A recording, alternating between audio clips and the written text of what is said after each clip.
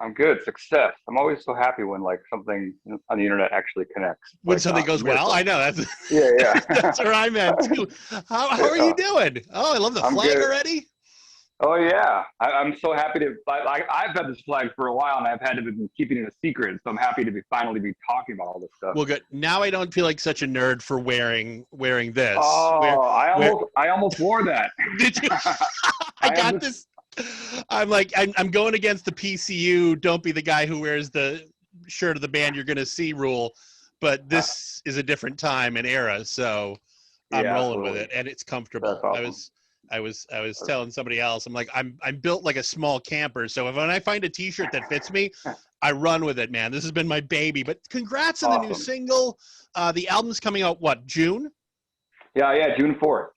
That Mm-hmm. is incredible, and obviously you've had so many great shows here in Milwaukee, and the last year has Mm-hmm. been crushing not being able to see live venues, live shows. Absolutely. And it hurts. That's why I love talking to bands and artists that have been doing stuff in this downtime, and Mm-hmm. and you kicking this out, Broken Dreams Inc. last year. It's been a nice kind of progression. I think I don't know how it's felt, but how has this worked out, recording and writing? Oh my gosh, it's been crazy. You know, we finished our last tour like a few years ago now, and then we went into an acoustic tour, which was a lot of fun. We played a few shows, but then we really kind of locked ourselves down and started tracking this record.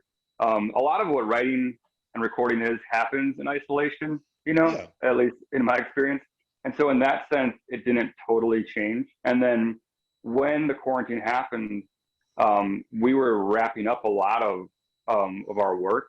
And I would say that almost every record that I've made comes with it a post recording fully emotional collapse. And so I just go home and it's like, I don't want to see anybody or go anywhere. I'm just going to go Exhaustion. Yeah. not pick up a guitar for a while and just kind Yeah. of hide in the dark room. And so that dovetailed nicely with the lockdown. I was like, okay, Somebody did it for you, in other words. You're yeah, like, basically like, yeah, like this was what my calendar was going to look like anyway.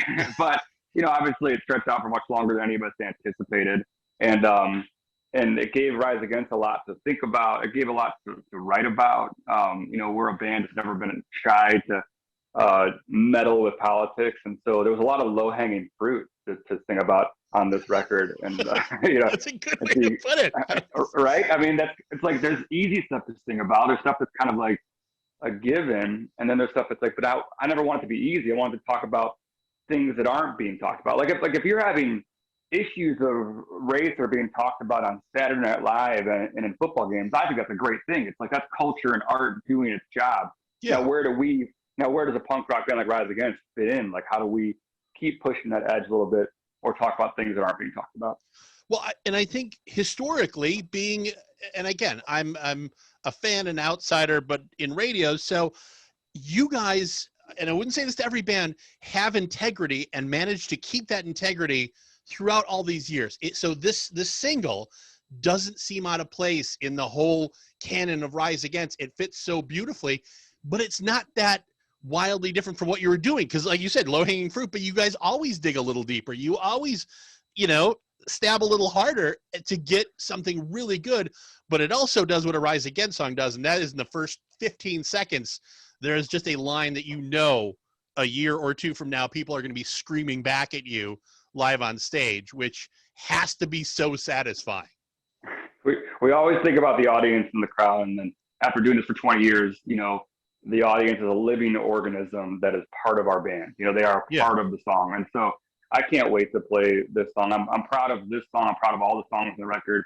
I'm proud of everything Rise Against has really done. I really stand behind all the music that we made. There's something that ties it all together, and even when we think that we're creating something that sounds totally different, it ends up having that same DNA of Rise Against, and that creates a trust with your fans. They know you, they know what to expect from you, and that's something that I think that I take really seriously. That being said, with all the years, I mean, I think part of the integrity of the band comes with the fact that you guys have been the same for what, at least 15 years now with the same lineup, right? Yeah, yeah. Was there any extras that didn't make the album and what are you going to do with them? Or if there were? Well, without saying too much, the answer is yes, there were extras. Okay. There are extras. And I mean, there's even extras to the extras, to be honest with you.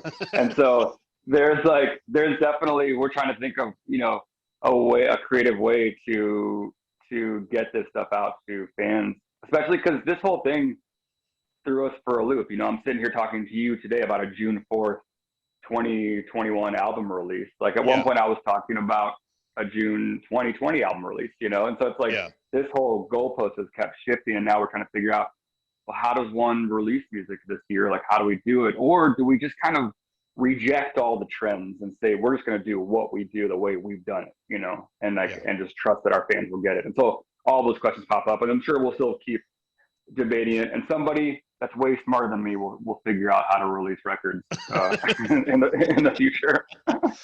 One thing about recording the new album, and I know you did it at the Blasting Room in Colorado with Bill Stevenson from All and the Descendants, which to me, the Descendants, I think, are very similar to you guys in the fact that, I mean, over the years, man, there wasn't any sort of weird, well, that's not a Descendants song, or that's not a Descendants album. I think there's a parallel there with what you guys do. Is there any really quick story of Bill Stevenson you have with recording?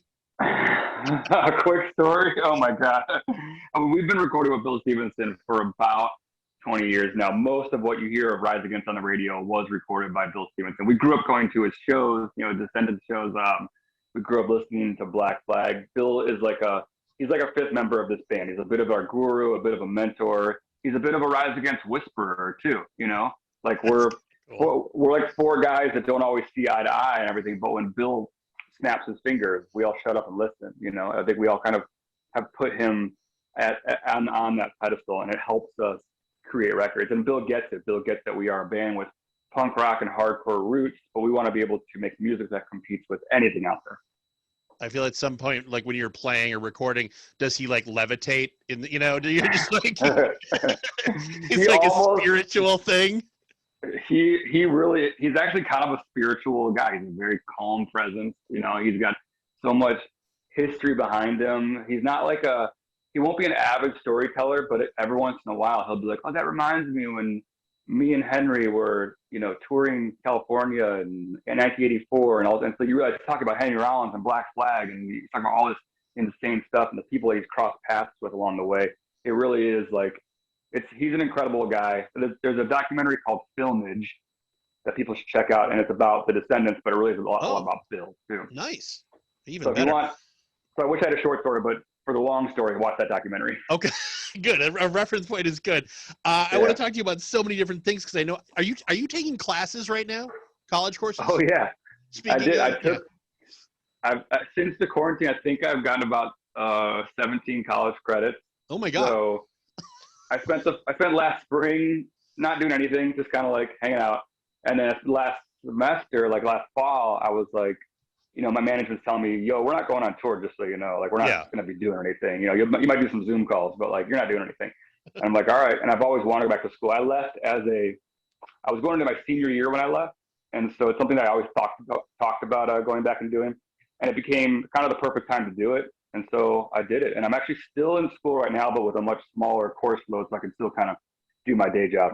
Nice. Congrats, man. That's awesome.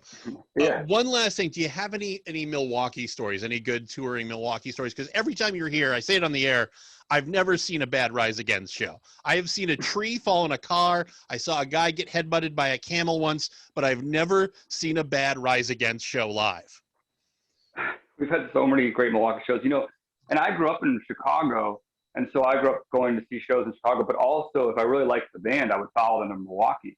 And I would go out to Eagles and see the band, and go to the Rave bar and see the band. And, I've had my car broken into outside the Eagles auditorium before, I as a teenager, I've spent time. And then I spend a lot of time up there nowadays. I spend a lot of time up there during the quarantine, even just in and around Milwaukee. Nice. So it's always been a home away from home for us. And Rise Against is always a good show. Their Summerfests are always epic. Like everybody looks forward to those shows. We always wish they could remove the the benches, the bleachers, the little stools everyone sits on. But I understand. It's part of the deal, right? Part of the deal. But despite that, those things honestly oftentimes like kill shows, and Milwaukee kind of overcomes that and always makes it seem like they're not even there and has an incredible time and and you don't even notice them after a while. And so nice. we look forward to shows like that. Eagles is always, Eagles reminds me of Aragon Ballroom in Chicago. Aragon's one of my favorite venues, and Eagles has that kind of, that history, those creaky floors, that big booming flawed audio, but you show up anyway, like all that stuff. So I have a good time there. It's a feeling, right? It's a feeling. Absolutely. Mm-hmm. I love it. Nowhere Generation coming out in June 4th. We've been playing it.